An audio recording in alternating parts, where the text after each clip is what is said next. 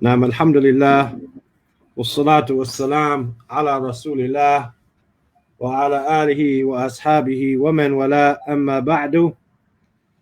And we're back for another episode, our 10th episode, with Lillahi alhamd, of Fatawa for the Muslim child, a collection of 152 fatwas given by Sheikh Ibn Baz, rahimahullah, Sheikh Muhammad ibn Salih al-Uthaymeen, rahimahullah, Sheikh Abdullah ibn Jibreen, rahimahullah, and the permanent committee, al-Lajnatu ad-Da'ima. So this was gathered together regarding the Muslim child. We've already covered matters related to Iman or Aqidah and belief, as well as Tahara, purification, Salat, prayer, and Zakat and Amwal, wealth, and giving the poor tax, or however you want to translate Zakat. We've covered that. And inshallah ta'ala, we have our guest host, mashallah, Abu Yusuf Abdul Rahim Roberts, right? He's with us. Assalamu alaikum wa rahmatullahi wa barakatuh. Alaikum assalam wa rahmatullahi wa barakatuh. No. And anyone who wants to follow him on his various social media accounts through his various journeys of Arabic and teaching business manners and learning Indonesian or whatever it might be, then you can follow him on those channels there, inshallah. Big bit of a mixture on there, to be honest. Alhamdulillah. Alhamdulillah. The important thing is if the content is beneficial, number one. And number two, exactly. The second thing would be, well, first off, if it's beneficial, that's more important than the second one. But for me, the second one is not doing what everybody else is doing. There's no sense in putting my face out there if, for instance, someone else was reading this book. There's no sense in me reading this book, just to put my face on this book. There's no need for me to do that. Right. So if you're doing something and you're filling a gap, right? You're filling a gap that's needed, then fill it. And fill it with something beneficial, inshallah ta'ala. Sahih. So inshallah ta'ala, tonight we're going to discuss the two sections, inshallah, the fasting of the child, or regarding siyam and fasting, and as well as Hajj. So inshallah ta'ala, we have 10 questions prepared. Bi'idhnillah ta'ala, we'll be able to go through all 10 of them in this gathering. You have anything to say before we begin, Abu Yusuf? No, so you basically translate all of this just ahead of the dars, right? Just ahead of the session. No, the book, alhamdulillah, if we look up in the corner here, the book is already translated in this corner over here, rather, right? Look at the screen. Yeah. Over here, it's already translated. But, it's not necessarily, it was translated maybe 20 or so years ago. And it's not something that maybe hit the entire English-speaking world. What's amazed me since being here, and I studied in the Markaz al-Thaqafi, or Markaz al-Thaqafi al-Islami, studying here and meeting students from Senegal, Sierra Leone, and some of these Western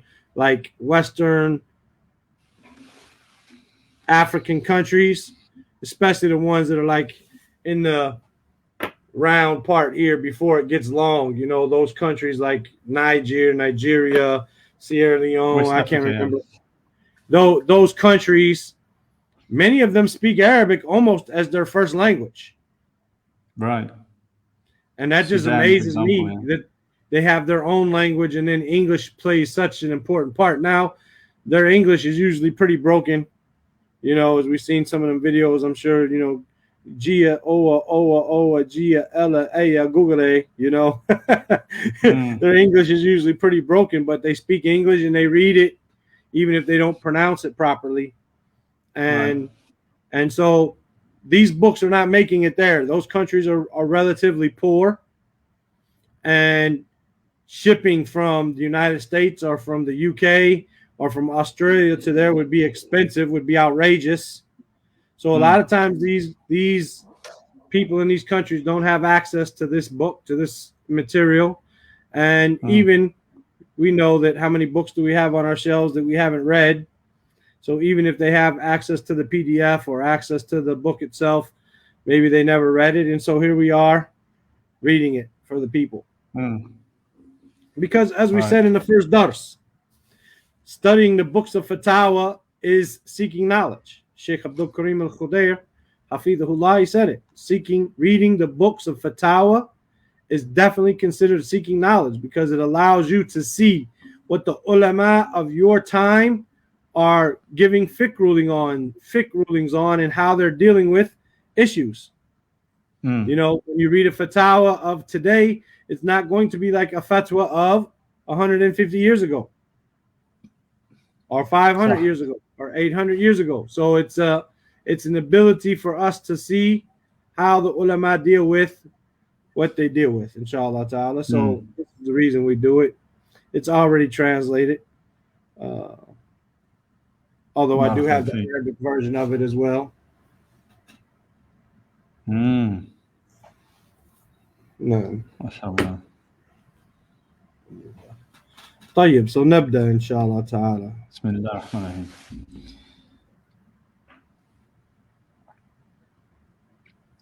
Okay. Question 68.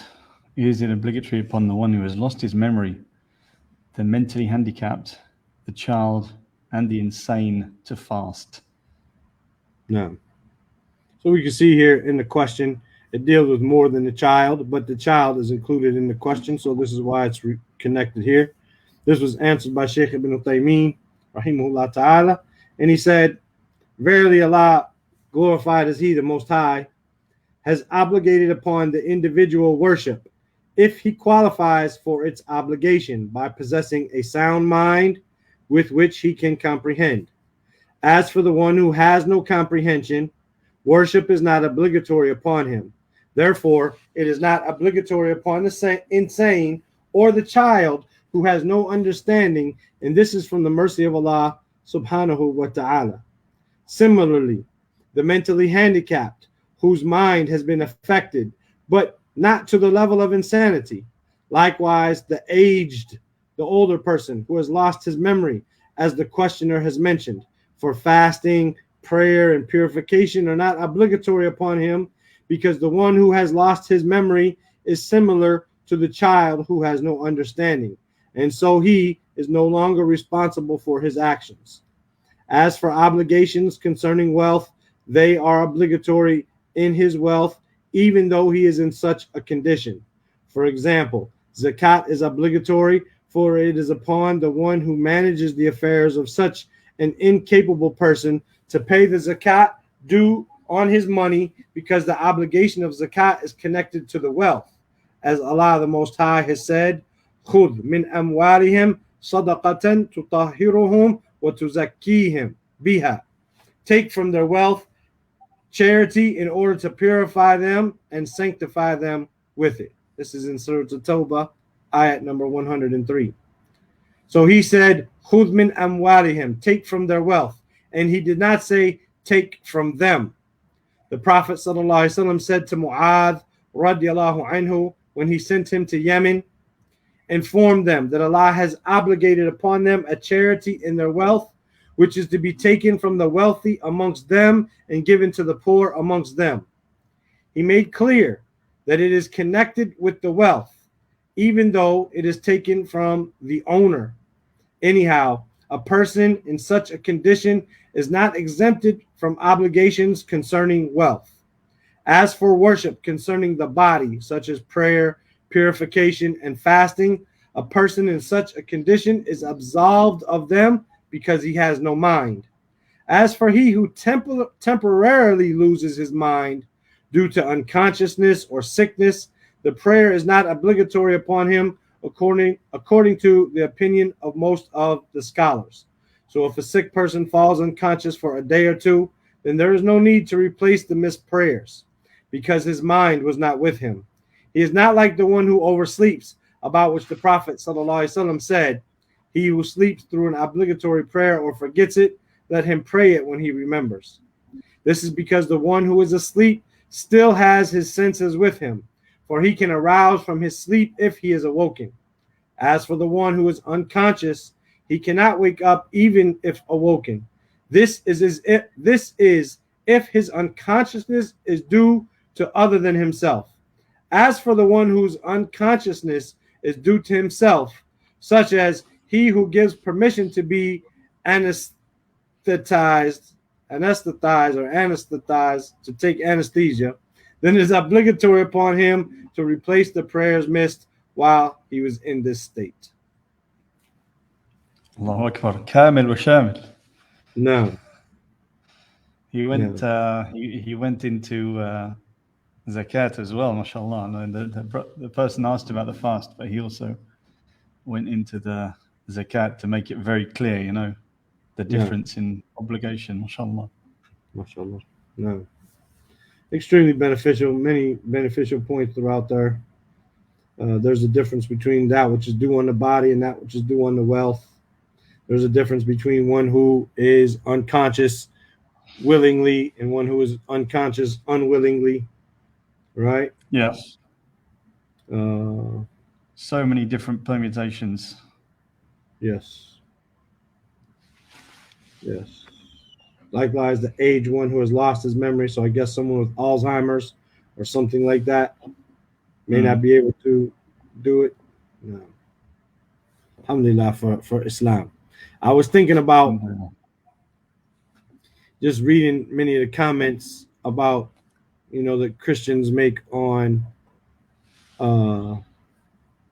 Islamic TikTok videos and YouTube videos.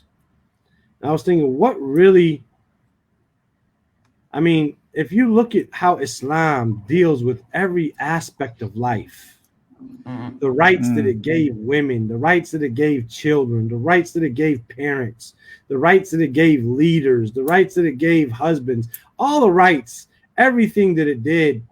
I mean, the rights that it gave animals and the rules that are associated with every parts of our life. And that may sound to someone who is not, familiar with Islam. It might sound like it's too hard to have all these rules, but in all actuality, it's really easy. And but what would encourage a person to just what do they see in that religion? I mean, it offers them none of that. It offers them none of that. They don't have any they don't have any real history that they can stand behind their book. They don't have any tafsir. They don't have any tafsir explanations of their book, which are authentic back to the earliest scholars. This is why they all differ with one another, and we differ with ourselves amongst the Muslims.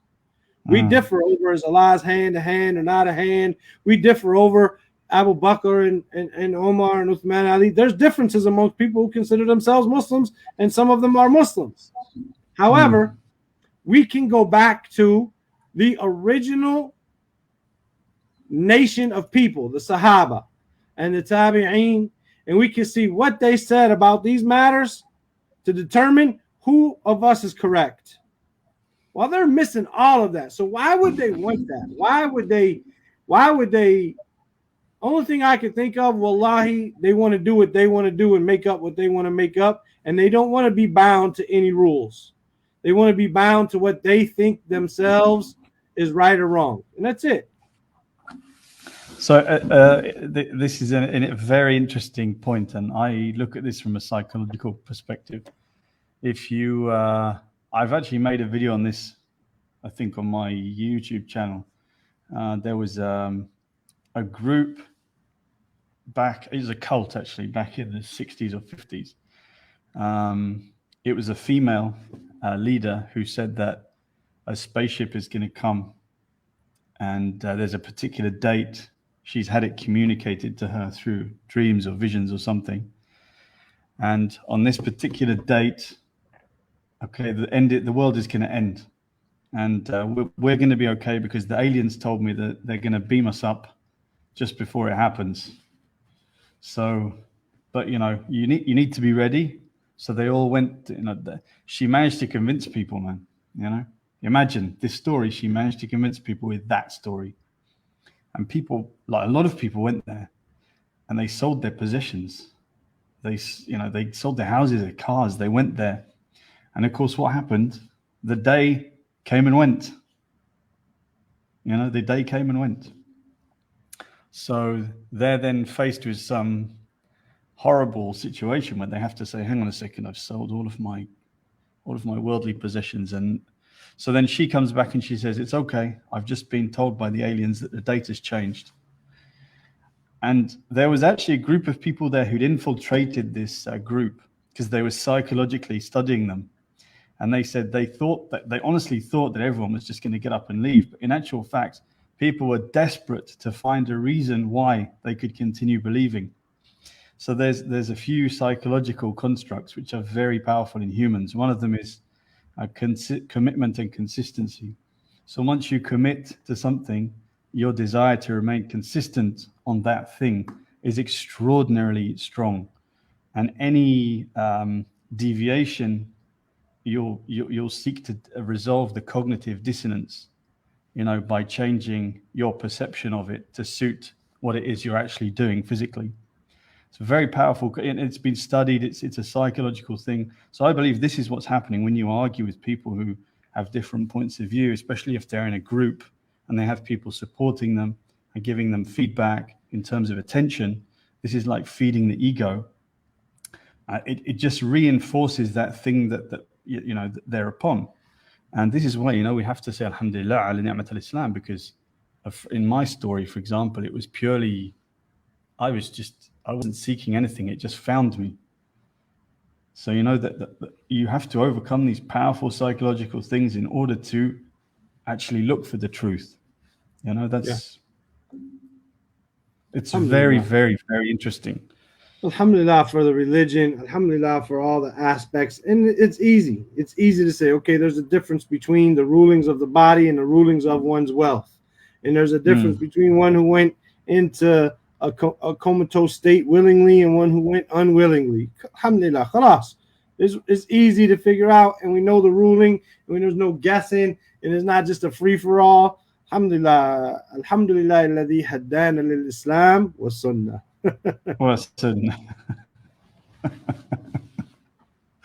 We need to do some more of those, man, with inshallah, Sheikh Abu inshallah, soon, inshallah.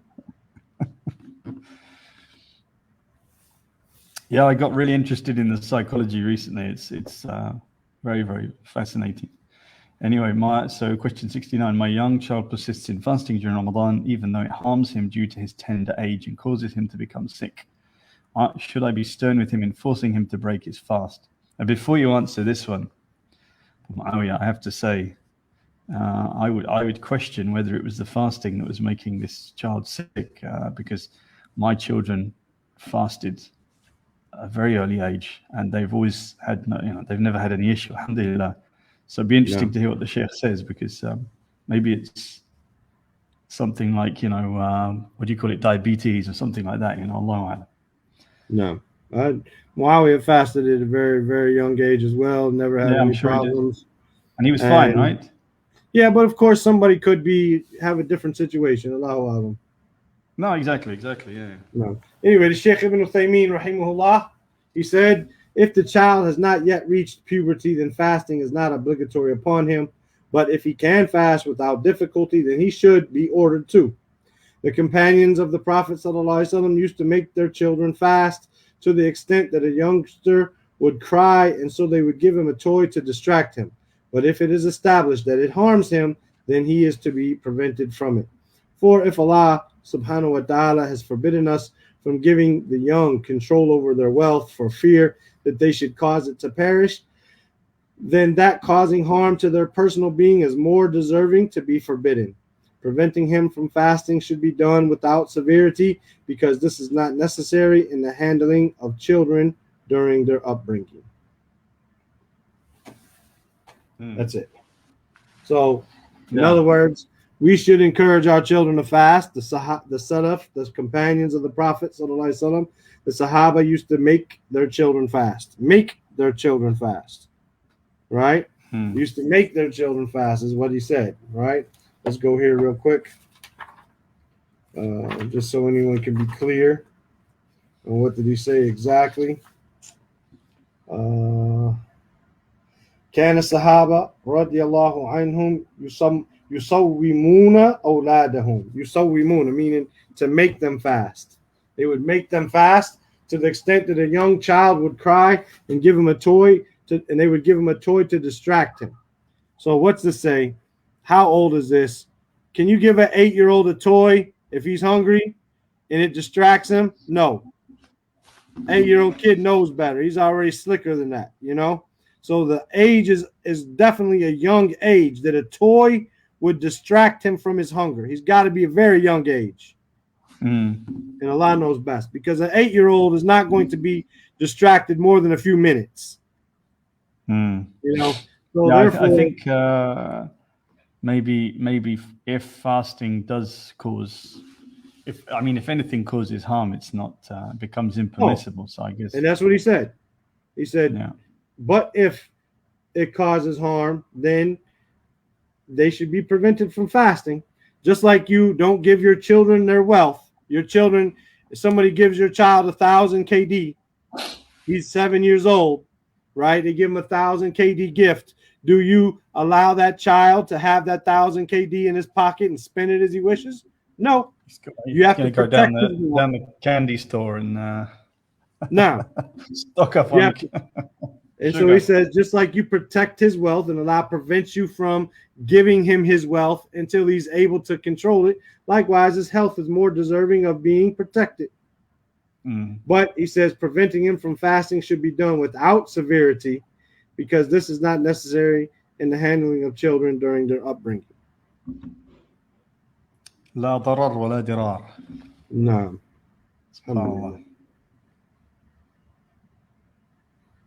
Next one here. Question 70. What are the conditions of correct fasting for the young? And is it true that his fasts are written for his parents? Sheikh Ibn Jibreen, rahimahullah, he says, it is legislated for the parents to accustom their children with fasting from a young age if they are capable of it. When they reach the age of puberty, they are to be forced into fasting. If they fast before puberty, it is upon them to avoid everything that spoils fasting, such as eating, etc., as is with adults. The reward is for the child, and there is also reward in this for the parents, because they're the ones who are causing him, making him do it, right? Simple. Yeah, makes sense. This goes back to the question that we had early on about the one who prays, I believe, or early on in the belief we had one about one who has their children do good deeds. Does the parent get the reward? And also the grandparents. That's what was asked. And so we said, yes, the parents have a reward in this. As for the grandparents, then there's nothing narrated about that. That was one of our first questions. Allah knows best. No. So the next one, if a pregnant or breastfeeding mother fears for herself or her child during the month of Ramadan and thus breaks her fast, what is upon her? Should she break her fast, feed the poor and replace these missed fasts, or break her fast and replace the missed fasts only, or break her fast and feed the poor only? What is correct from these three? The permanent committee, they said, if a pregnant woman fears for herself or for her child from fasting during Ramadan, then she may break her fast, and it is incumbent upon her to replace it. Her similitude in this is that of the one incapable of fasting or fears that it will harm him. Allah the Most High said, فَمَنْ كَانَ مِنْكُمْ مَرِيدًا أَوْ عَلَى سَفَرٍ فَعِدَّةٌ مِنْ أَيَّامٍ أُخَرٍ. But if any of you is ill or on a journey, the same number of days should be made up from other days. Surah Al-Baqarah, ayat 184. Similarly, if the breastfeeding mother fears for herself if she suckles her child during Ramadan, or she fears for her child. If she fasts and does not breastfeed him, then she may break her fast, and it is incumbent upon her to replace it, and the success is with Allah. That's it. Yeah, Yeah. that makes sense. No. This is a reasonably well documented one, anyway. I think this is this is a reasonably well documented fatwa. Fatwa. No. It's a common issue, I think. What I like about it is the one who compiled the book, and his name is Yahya al-Shlowan. I couldn't really find anything else from him except one or two audios, like khutbahs or classes that he gave. But I couldn't find any other books or anything like that. Who was he? Where did he graduate? What I like about that is he didn't just talk about the fasting of the children. He also brought in what was related to the child, which is the breastfeeding mother or the one who is pregnant. So this is included inside of that because she fears maybe not for herself, but she fears for her child, and through the fasting while she's pregnant or while breastfeeding. So I thought it was very interesting how he threw in that fatwa as well into the mix. Yeah, interesting. And that is the end of the chapter on fasting for children. So what do we get from it? We should be teaching our children to fast at a young age. It's not obligatory on them to fast. You shouldn't let them fast if it's harmful. And if the woman who's pregnant or breastfeeding fears, then she may break her fast and make it up from other days. Next is Hajj. Next is the section on Hajj. Bismillah. Does the Hajj of a child who has not yet reached the age of puberty suffice from performing the obligatory Hajj?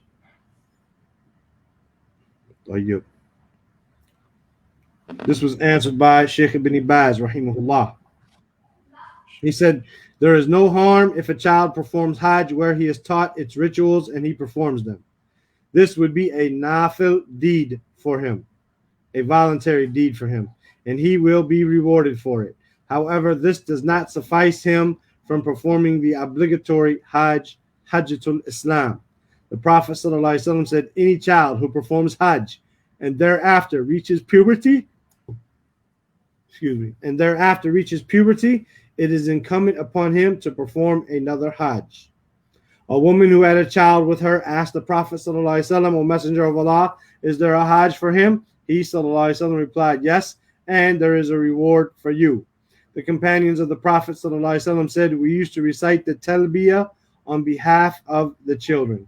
The talbiyah is, of course, labbaik, Allahumma labbaik, labbaik la sharika laka labbaik.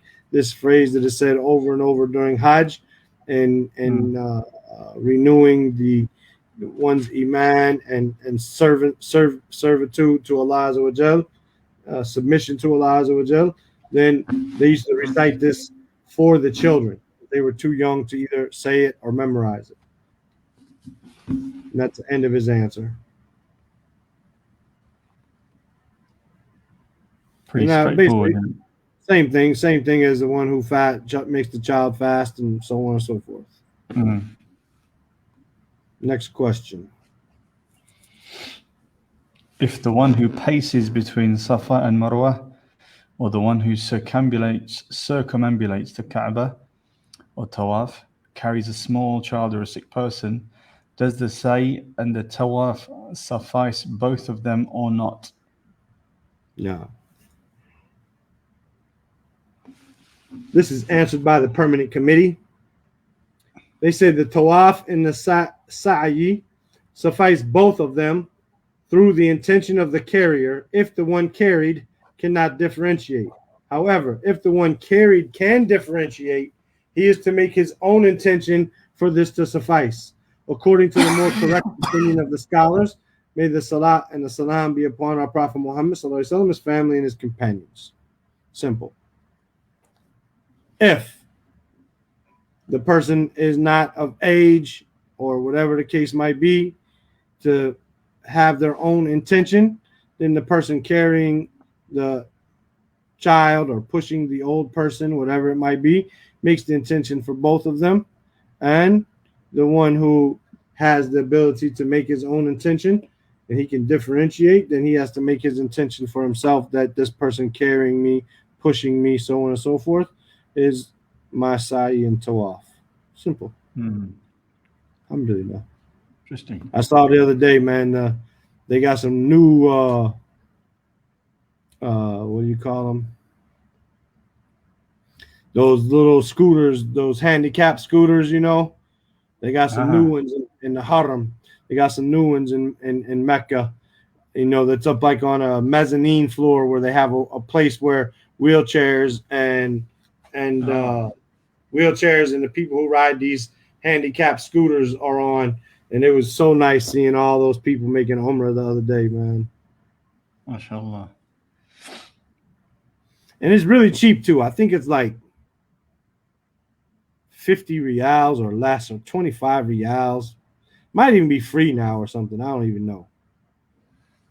Yeah, no, it's MashaAllah. Yeah, I've done a lot of work. Inshallah, we're gonna make Umrah soon. Inshallah, ya Rab. Let's drive, huh? Can we drive yet? If you get a visitor's visa, yes. You know they have the new visitor's visa thing where you pay a one-time fee and it's good for a year. You can enter as many times as you want, but you can't overstay a total of 90 days or something. But you can stay up to 30 days at one time, and you can go anywhere in the Mamlaka you want. Riyadh, Abha, anywhere you want. No, but I thought driving wasn't allowed for... Yeah, but if you're going to Umrah, but if you're going on a visitor's visa, you can drive there. And now, since Saudi can drive, women can drive in Saudi, you and your wife could share the load. It doesn't have to be put on one person. Inshallah. Interesting. Nice. I drove there once before. It was the best journey we ever did. I didn't drive myself, but I went with the brothers who drove, and it was the best. I've been twice by bus, but bus is not as good as driving. Buses take too long. Fadl. Next one. If a child is unable to perform Tawaaf by himself, is it correct to carry him? And is expiation incumbent upon the child if he breaches a condition of Hajj? Good part, second part. Answered by Sheikh Ibn Jibreen, rahimahullah. He says, it is permissible to enter into a state of Ihraam whilst accompanied by a child, and the guardian is responsible for him. He dresses him in his ritual clothing, and he intends the Hajj upon his behalf. He recites the talbiyah on his behalf and holds his hand during the tawaf and sa'i. If he is unable, as such is the case with small children or a suckling infant, there is no harm in carrying him. He suffices with one tawaf for himself and the one carried according to the correct opinion. If the child commits the temporarily forbidden while in a state of ihram out of ignorance, such as wearing a stitched clothing or covering the head, there is no expiation upon him due to him not intending this. If he does this deliberately, such as his needing to wear clothing due to the cold or other such matters, then his guardian is to expiate upon him or upon his behalf. It's one of the cutest things ever, though, to see these little kids in the ihram, you know, especially little boys. It's beautiful. No. Very beautiful. Very beautiful. Next, simple. I don't know if this is an actual proper Arabic saying, but I think if I remembered it correctly, al-ilm fi as-saghr kan-naksh ala al-hajar, which I think, if I said it right, means that the knowledge you get when you're small is like, you know, when you put a gouge in a rock, it's like a permanent part of your engraving. I remember some of the things when I was a kid, you know, that happened to me as a kid. You know, it's like those formative years where even really young, like 3, 4, 5 years old, some of the things that happen to us at that age have a huge impact. Especially, you know, you imagine wearing an ihram for the first time and seeing the Kaaba for the first time or something like this. I know my children personally from asking them, they remember stuff from when they were 4 years old and things like this. No. And that stays with you. No. Oh. Yeah, والعلم في الصغر كالنقش على الحجر. Gaining knowledge when you're young is like engraving on a stone. والعلم في الكبر ككتابة على الماء or something like that. And it's like writing on water. Yeah. It just goes. SubhanAllah. SubhanAllah.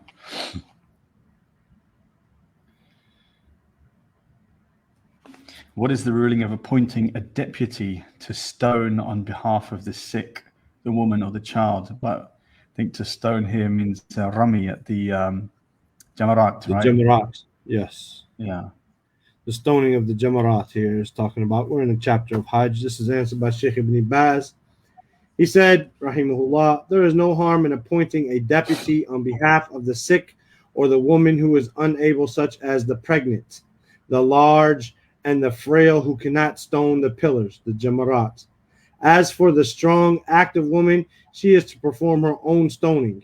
The one who is unable to stone during the day after the sun's zenith stones during the night.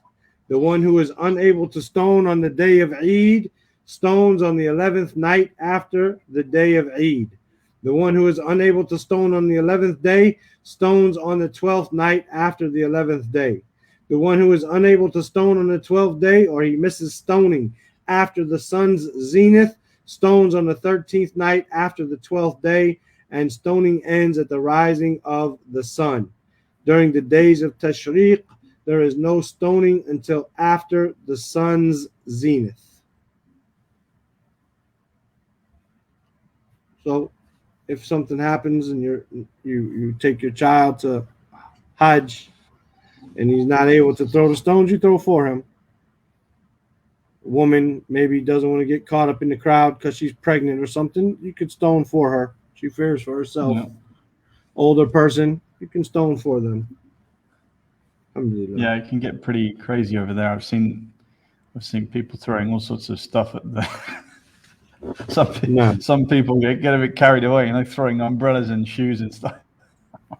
Allah forgive us. I wish we would act that crazy against Shaitan all year round. Yeah. Oh. And follow the Sunnah during Hajj.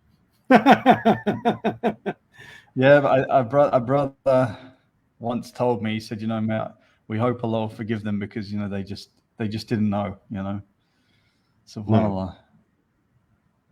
Yeah, I agree. A woman performed Hajj and she completed all the rituals except stoning. She appointed somebody who stoned on her behalf because she was accompanied by a small child. Bearing in mind that this was the obligatory Hajj, what is the ruling concerning this? Please give us a verdict, earning reward by this for yourselves. This is answered by Sheikh Ibn Baz in a very concise way. He said there is nothing upon her concerning this. The stoning of the deputy suffices her because of the danger upon women in the crowds at the time of stoning, especially those accompanied by small children. Khalas. End of the answer. MashaAllah. We have one more in this chapter, and then next week, inshallah, we will have questions dealing with escapes my mind. Breastfeeding. Questions dealing with breastfeeding and the relationships due to that, and so on and so forth. So I performed Hajj with my family whilst I was young. On the 8th day of Dhul Hijjah, I had a wet dream. So I had a bath, wore my Ihraam, and completed my Hajj. Then after 7 years, I asked about that Hajj. Does it suffice from the obligatory Hajj or not? For I heard that it doesn't. I now want to perform Hajj on behalf of my mother who has passed away and did not perform except one Hajj. Would this Hajj be accounted for her? Or is it obligatory for me to perform the Hajj for myself first and then for her? It's a good question. Yeah. This is from Sheikh Ibn Jibreen, and the gist of the question is he became or he reached puberty during Hajj. So the Hajj that he started out performing was a voluntary one, yet he reached the age where Hajj became obligatory on him in the middle of Hajj. So what was the ruling? Sheikh Ibn Jibreen rahimahullah, he says, if a child reaches puberty during Hajj on the day of Arafat or before it, or in Umrah before Tawaaf, then they suffice from the obligation. For the questioner had a wet dream on the 8th day whilst he was in a state of Ihraam, and he stood in Arafat after that, so his Hajj suffices him from the obligatory Hajj, for he reached Arafat after puberty. He counts that Hajj for himself, and it is permissible for him to perform Hajj on behalf of his mother or any other person. May it be that he repeats Hajj, inshallah, for himself, his parents, and anyone he wishes. MashaAllah. No. This is a nice response to get. No. And the answer becomes easy if you know the hadith, Al-Hajj Arafah. Hajj is Arafah. So the rulings derived from there, that we see the Sheikh just derived. If you reached Arafat or the time anything before Arafat, then your Hajj would be acceptable. After Arafat, you weren't able to stand on Arafat, then it wouldn't be an acceptable, or it wouldn't be Hajjatul Islam, the Hajj that you have to perform in Islam. It would be a voluntary one. But because it reached at the time of or before Arafat, then Alhamdulillah.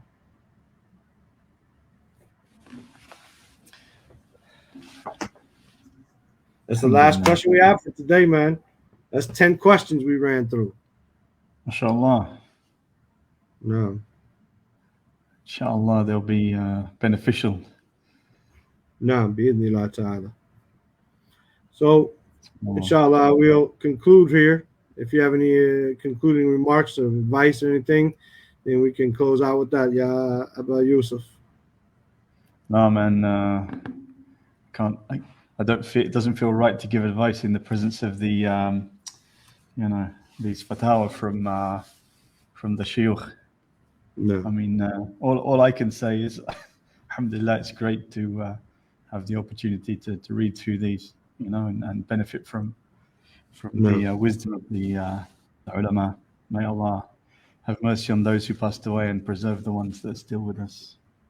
No, I mean, inshallah, tomorrow at 4 p.m. Mecca time, we're going to have word for word meanings of the Quran, along with some brief tafsir benefits. We're going to cover bi'idhnillahi ta'ala Surah Al-Lahab and Surah Al-Nasr, inshallah ta'ala. Surah Al-Lahab and Surah Al-Nasr. So if anyone wants to join us at that time, then we will be there bi'idhnillahi ta'ala. And that's all we have for today. Look forward to seeing you next week, Ya Aba Yusuf, in here, inshallah ta'ala.